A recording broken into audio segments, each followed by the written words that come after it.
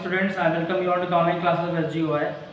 So we were doing chapter number 2, that is compound interest, and we have completed up to question number 4. Now let's move to question number 5. Question number 5 also comprises the same kind of questions you have been doing up to question number 4. So जो question number 5 है, this will be your homework और आप अपने आप से घर पे try करेंगे इसको. Now let's see question number 6. In question number 6, it is saying calculate the amount of rupees 30,000 at the end of 2 years 4 months compounded annually at 10% per annum. It is saying that the principal of 30,000 has been given. Principal of 30,000 has been given. Rate of interest is given, that is 10%.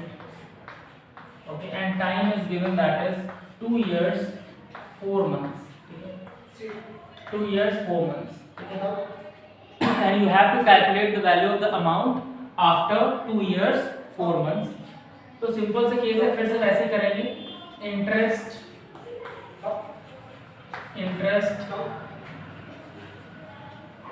On first year या interest on first year कुछ भी लिख सकते हैं. That will be equal to P into R into T upon 100. Okay. Principal is 30,000.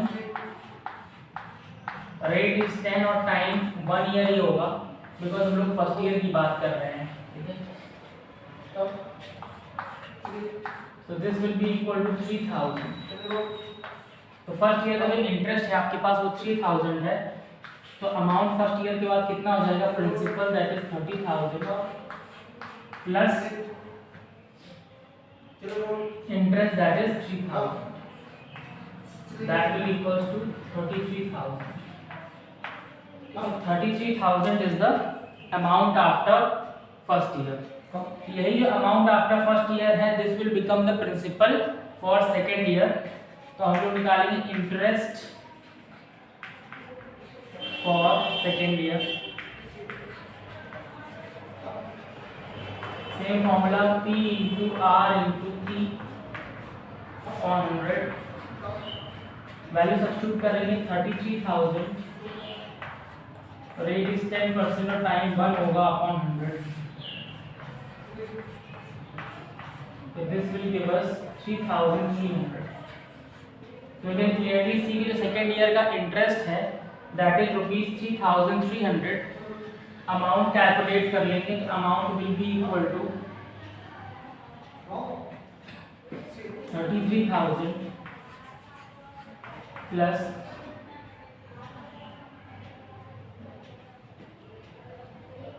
3,300. That will be equal to 00363 36,300. So from here we can say that कि जो second year के बाद amount आया है आपके पास वो कितना है? 36,300 है. लेकिन अभी हम लोगों को नेक्स्ट 4 मंथ्स के लिए और कैलकुलेट करना है. ये मैं रब कर दे रहा हूँ फर्स्ट वाला.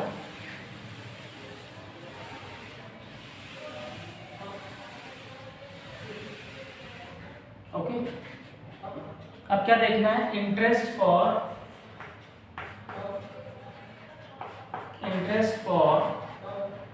नेक्स्ट 4 मंथ्स, क्योंकि 4 मंथ ही बचे हुए हैं हमारे पास. Next 4 months that will be again equal to same formula P into R into T upon 100. Okay, but यहाँ पे टाइम जो है आपका वो कितना है? 4 मंथ्स है. तो कैलकुलेट करके इधर पे दिखा दे रहा हूँ आपको. 4 months that is equal to 4 upon 12 years. That is 1/3 years. तो टाइम कितना है आपके पास?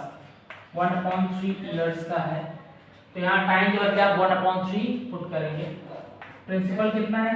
ये जो अमाउंट निकल के आया है आपका एंड ऑफ सेकेंड ईयर के बाद, दैट इज 36,300. रेट कितना है आपका? रेट 10% ऑलरेडी और टाइम 1/3 होगा. 1/3. ओके, को सॉल्व करेंगे. This 0 and this 0 will be eliminated. 3 से डिवाइड करेंगे इसको. 1 जा 2 जा and 1 जा. This will be 1 2 1 0. You can clearly see जो इंटरेस्ट है 4 मंथ्स का वो कितना आ गया 1210। तो अब फाइनल अमाउंट निकालना है आपको, तो final amount will be equal to कितना प्रिंसिपल था 36300 प्लस 1210। तो ऐड करेंगे कितना मिलेगा हमें 0 आएगा लास्ट में, दिस विल बी 1, फिर आपका आएगा 2 + 3 5, ठीक है, फिर आएगा आपका 1 + 6 7 एंड दिस 3 37,510 रुपीस जो है आपका फाइनल अमाउंट है जो 2 इयर्स 4 मंथ्स के बाद बन जाएगा किसका 30,000 का। ठीक है, तो यही क्वेश्चन में आपको फाइंड आउट करना था कि 30,000 रुपीस जो है वो 10% पर एनम के कंपाउंड इंटरेस्ट के रेट के साथ 2 इयर्स और 4 मंथ्स में कितना बन जाएगा, वो अमाउंट बन जाएगा 37,510 rupees. So I hope you have understood the concept of this question number 6. Now let's move to the next question.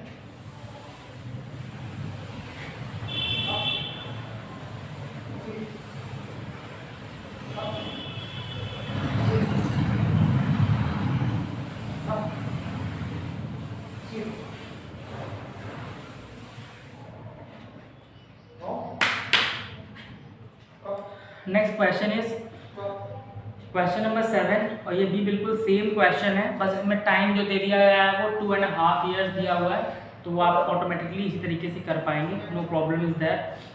Now let's move to question number 8।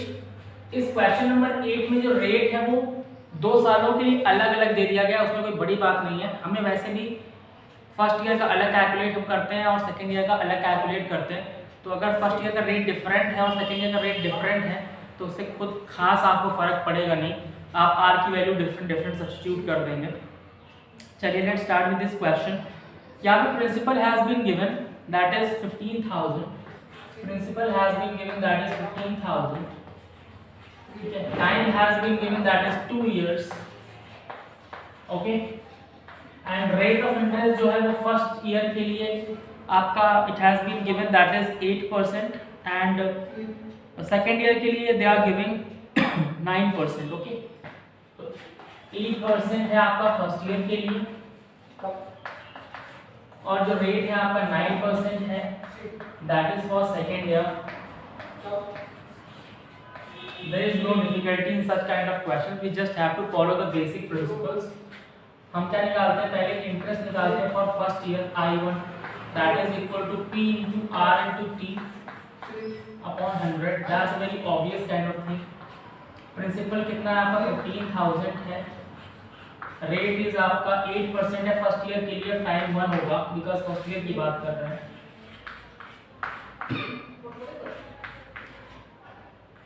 ठीक है। तो एट 8% पर एनम जो आपका इंटरेस्ट बनेगा first year का वो ₹1200 बनेगा। Amount आप जानते हैं प्रिंसिपल प्लस इंटरेस्ट होता है, तो amount will be equal to 15,000 plus 1,200, amount will be equal to 00261, 16,200 rupees जो है वो फर्स्ट ईयर के बाद क्या हो जाएगा, अमाउंट हो जाएगा, और यही अमाउंट सेकेंड ईयर के लिए प्रिंसिपल बन जाएगा। सेकेंड ईयर के लिए यहाँ कैलकुलेट कर रहा हूँ, I2 will be equal to P into R into T upon 100, okay. Principal क्या है, ये अमाउंट फर्स्ट ईयर का जो है वही सेकेंड ईयर प्रिंसिपल हो जाता है, तो this will B 16,200। Rate of interest is आपको क्लियरली मेंशन है 9% और टाइम 1 होगा अपॉन 100। 9 से मल्टीप्लाई करेंगे इसको, will get 9 2 is 18, 8 carry 1, okay, then 9 6 is 54 plus 1 55, 5 and carry भी 5 आएगा आपके पास, then 9 1 is 9 plus 5 14, this will be 1458 rupees, ठीक है। तो सेकेंड ईयर का इंटरेस्ट जो है वो है आपका 1458 रुपीस, तो अमाउंट कितना होगा principal plus interest that is equal to 16200 plus 1458, add करेंगे, this will give us 8 5 4 plus 2 6 plus 1 7 and 1 17,658 जो है this is the final amount after the end of the second year, और यही आपको इस क्वेश्चन में कैलकुलेट करना था। अगर यहाँ पे आपसे अमाउंट पूछा गया तो 17,658 आ गया है। यहाँ पे आपसे सीआई भी पूछा जाता, और जो भी पूछा भी गया शायद क्वेश्चन, कोई बड़ी बात नहीं है। आप जानते हैं सीआई क्या होता है, final amount minus initial principal, मैंने पहले ही बताया हुआ है आपको, ठीक है।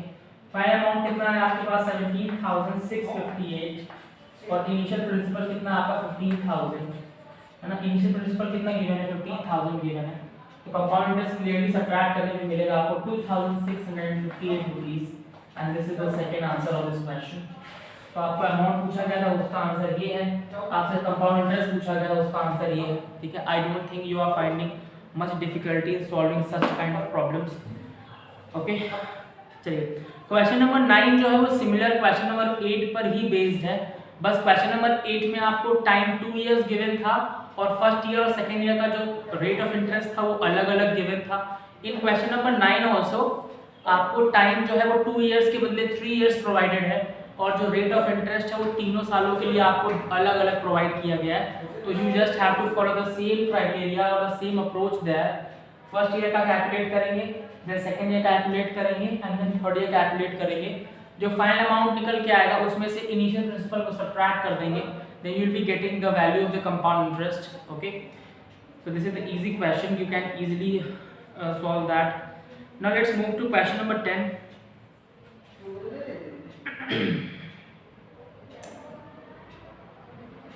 Question number 10 is a nice question. I will be telling you this, and this will be the last question of today's class.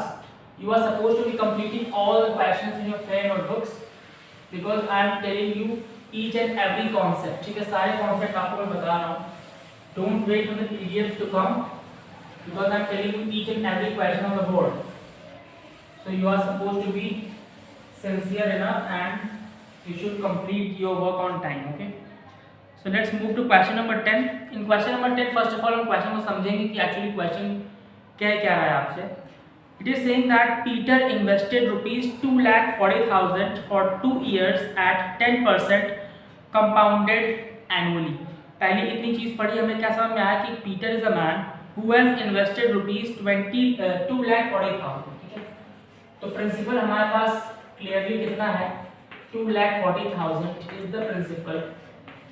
Rate of interest has also been provided, that is equal to 10%, okay, and time is given, that is equal to 2 years. Time is given, that is equal to 2 years, ठीक है। Now it is saying that if 20% of the accrued interest at the end of the each year is deducted as income tax, find the amount he received at the end of second year, ठीक है।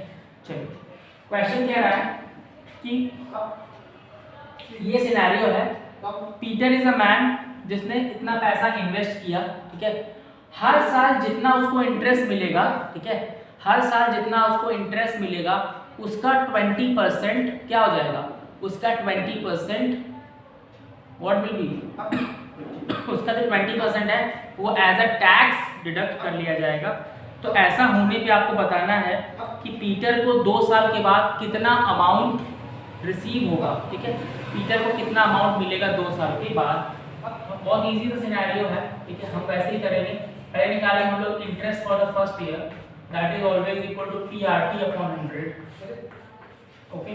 Principal is 2,40,000,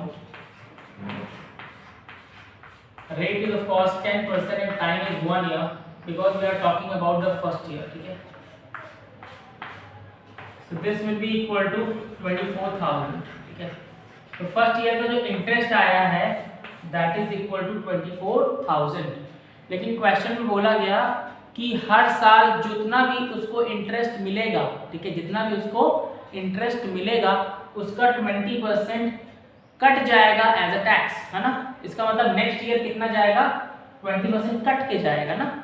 चलिए तो हम क्या करेंगे, first of all इसका 20% calculate करेंगे। 20% of 24,000 will be deducted, क्यों, as a tax, as tax, ठीक है, एज टैक्स। तो आप निकालेंगे 20 अपॉन 100, मल्टीप्लाई बाय 24,000, तो this will be equal to 4,800 rupees. इसका मतलब है जो 24,000 उसने इंटरेस्ट लिया फर्स्ट ईयर में, उसका 4,800 रुपए जो हो गया वो कट गया एज ए टैक्स। तो अमाउंट कितना बचा उसके पास, तो आप जानते हैं अमाउंट होता है प्रिंसिपल प्लस इंटरेस्ट, ठीक है। लेकिन इंटरेस्ट का 4,800 तो कट गया, कितना इंटरेस्ट बचा, तो यहाँ पहले निकालिए रिमेनिंग इंटरेस्ट, RI लिख दे रहा हूँ, आप समझ गए होंगे मैं क्या लिख रहा हूँ, RI that is equal to remaining interest, आप पूरा भी लिख सकते हैं, that is equal to 24,000 minus 4,800, ठीक है। इतना जो है आपका एज अ टैक्स कट गया, तो बचा कितना आपके पास बचा 19,200 रुपीज। कितना बचा 19,200 रुपीज आपके पास बचा एज अ इंटरेस्ट, ठीक है। चलिए इसको यहाँ पुट कर देंगे, amount will be equal to principal कितना था 2,40,000, ठीक है, प्लस इंटरेस्ट कितना रिमेनिंग है 19,200, so this will give us 2,59,200। Next year के लिए जो अमाउंट जाएगा प्रिंसिपल की तरह वो कितना जाएगा, वो जाएगा 2,59,200 रुपीज। अब हम निकालेंगे interest for the second year, that is again PRT upon 100, value यहीं सब्स्टिट्यूट कर देता हूँ मैं, दिस इज 2,59,200, रेट फिर से 10% है और time is 1 year upon 100, that is 25,920, 25,920 रुपए जो है क्या मिल रहा है इसको एज अ इंटरेस्ट मिल रहा है, लेकिन इसका जो 20% क्या हो जाएगा, कट जाएगा, है ना, इसका 20% क्या हो जाएगा, कट जाएगा, ठीक है। तो 20% ऑफ 25,920 डिडक्ट हो जाएगा as a tax, that will be 20 upon 100 multiply by 25,920, 2 से मल्टीप्लाई करेंगे, this will be equal to 2 to the 4, 9 to the 18, 8 carry 1, 5 to the 10 plus 1 11 carry 1, 2 to the 4 plus 1 5, है ना, दैट इज 5,184 रुपीज जो है वो cut गया as a tax. तो बचा कितना रिमेनिंग इंटरेस्ट, जिसको मैं RI बोल रहा था, that will be equal to 25,920 minus 5,184, इसको सबट्रैक्ट करेंगे इसमें से, तो हमें मिलेगा करीब I think 20,000 and this will B 184। अगर सबट्रैक्ट 200 से सबट्रैक्ट कर देते हैं, सबट्रैक्ट ही कर लेते हैं यहाँ प्रॉब्लम, 10 में से 4 आएगा तो 6 बचेगा, यहाँ पे बचेगा 1, 11 में से 8 आपके पास 3 आ जाएगा, यहाँ 8 में से 1 आएगा तो 7 आ जाएगा आपके पास, ठीक है। तो 20,736 रुपीज जो है वो रिमेनिंग इंटरेस्ट है। अब आपको क्या निकालना है, final amount is equal to principal plus interest. Principal कितना था आपके पास, प्रिंसिपल वाज 2,59,200, है ना, 2,59,200 प्लस 20,736 ऐड करेंगे, so what you will be getting, you will be getting the final amount जो 2 साल के बाद उसको मिलेगा, that will be 639, this is again 9, this is 7 and this is 2, 2,79,936 rupees मिलेंगे उसको after the end of the 2 years, ठीक है। तो इस क्वेश्चन में कुछ डिफरेंट नहीं था, बस इतना था कि जो भी इंटरेस्ट आपको हर साल मिल रहा है उसका 20% कट जा रहा है एज अ टैक्स, ठीक है। तो वो काट के हमको नेक्स्ट ईयर में भरना है विद द सेम अमाउंट जो डिडक्ट होने के बाद आपके पास बचेगा, ठीक है। So that is all in today's class students. I hope you will be completing the questions up to question number 10 and you will also be trying the leftover questions. Thank you students, see you in the next class.